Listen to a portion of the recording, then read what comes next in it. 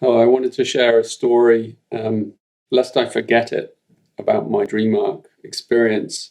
The DreamWork is a program I'm in. It's one of my own programs, created by myself, Rosie Aronson, Sally Middleton, and the Gene Keys and DreamWork team. And it's an incredible program. It's a mythic exploration of the right brain and imagination, intuition, dreams, the meaning of deeper meaning of things and events in your life. And so when you and it's choreographed through a whole sort of repertoire of animals and creatures and as symbols, the symbolic nature of animals and their deep meanings in our lives.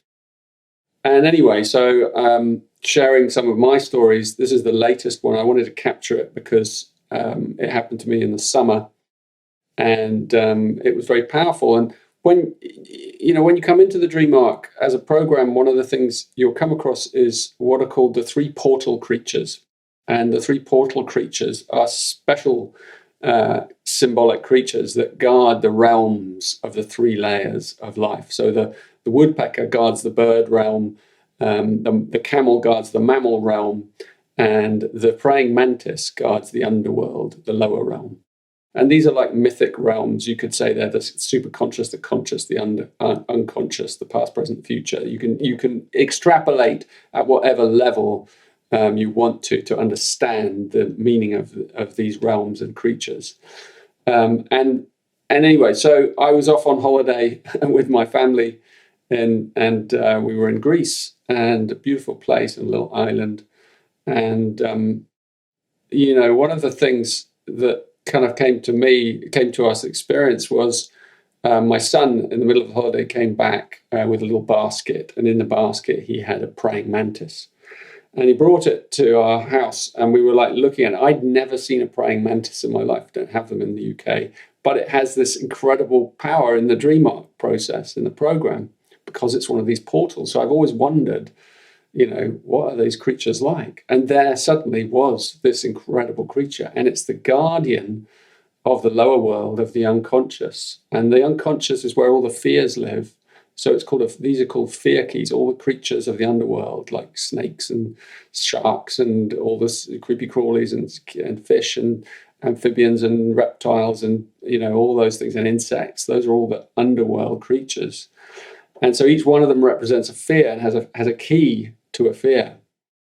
And the mantis opens all those fear gates, right? So it's really a powerful, powerful underworld creature. I mean, it's just look at it, this incredible insect with this, this kind of ritualistic power and deep mythological lore to it.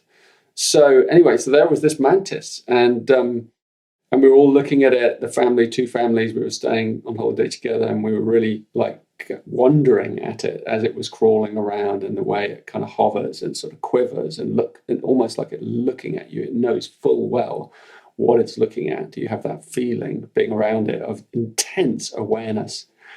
So anyway, then we said, let's let it go, because my son had found it on this boat. We have a little boat we rented for the week, and he found it in the boat on the outboard motor. It was sitting on top of the outboard motor. And he brought it back up to the house. And then we let it go, and it just disappeared off. And then the next day we went down to the boat a mile away, and the mantis, or a mantis, was back on the engine of the outboard on the boat. And we were like, oh my God, it's there. There it is again. How the hell did it get here? Or is it another one? Or why would there be two? And it was just like this hilarious moment where we're like, how can this be? Anyway, that was the day we went on a big journey, and we went on a big, pilgrimage in a way across to another island, a long way, a good hour's drive across open sea to this other island. And the mantis came with us, sitting on the back of the outboard engine, and we opened up the throttle full, so that we were really going incredibly fast across this open sea. And this mantis just stuck there, just sitting on this with all the wind blowing. We were like, oh my God, how does it stay there? It has these, it has this incredible glue kind of, tiny talons that stick into things, even a very shiny kind of surface that it was kind of stuck to. And it was really a thing, and we were going across to this mythical island of Ithaca. Ithaca, those of you who may know the mythology from Greek mythology, Ithaca is the mythic homeland of Odysseus. And Odysseus, or sometimes called Ulysses. And Odysseus's adventures, all the trials that he went through in his life, and the Cyclops, and he had to, all these different trials that the man met. And he was trying to get back to his beloved on his island of Ithaca. And so it's this emblem, this symbol of homeland, of home, of unity, of our heart, of getting back to the heart of who we are. And so we were taking this journey to this myth with this creature.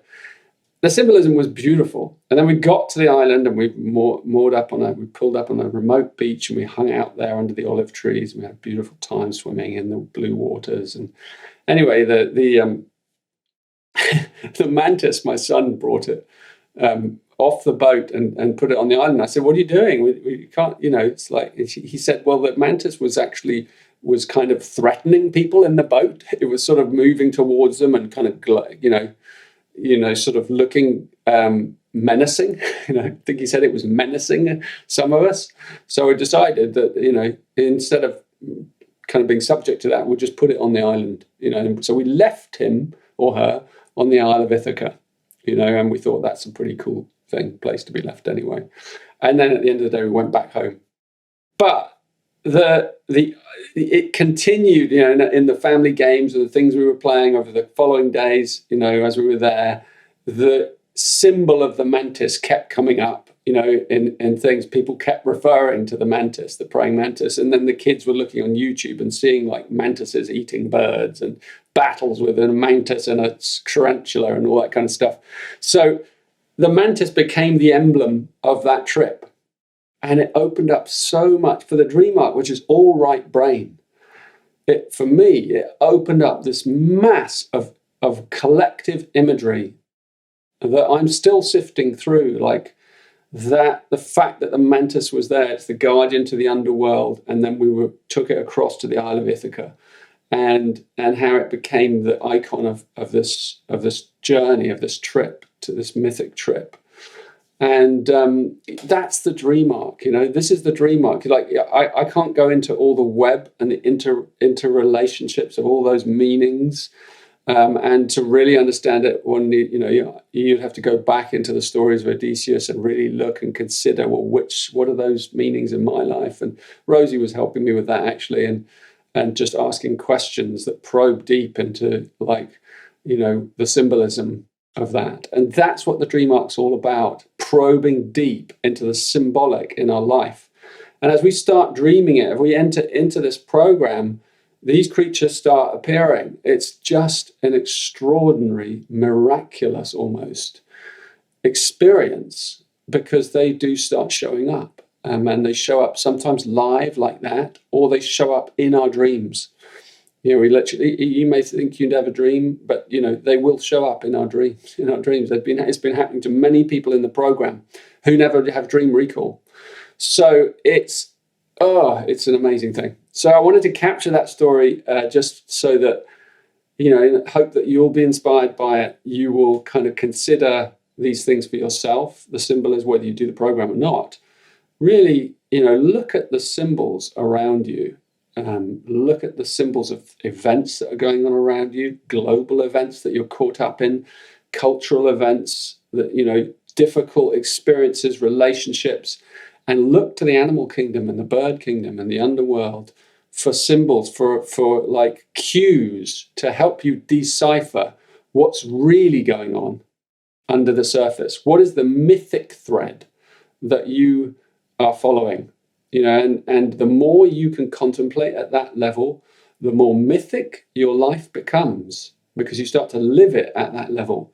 And then you're not nearly as worried or anxious or kind of stuck in the details or stuck in the emotional reaction patterns. Yes, they're still there. But you have this other higher transcendent perspective on why things are happening, when things are happening, and being more engaged as a soul on a journey that has vast implications, not just for you as a personal, in your personal life, but as a player in a much bigger journey, with many of us having an impact on the whole, through the way we live our lives and through the amount of soul that we can bring to the events of our lives. So thank you, Mantis, for your amazing gift of arriving in that part of my story. You're still very much alive in me. If you come into the Dream Arc, you'll find there's an entire beautiful meditation on the Mantis that you can listen to. And I absolutely recommend the Dream Arc as a mythic experience, an encounter with the mythical side of your life that will change your life. So yeah, consider coming and having a look and exploring for yourself if you're not already in the program. Much love.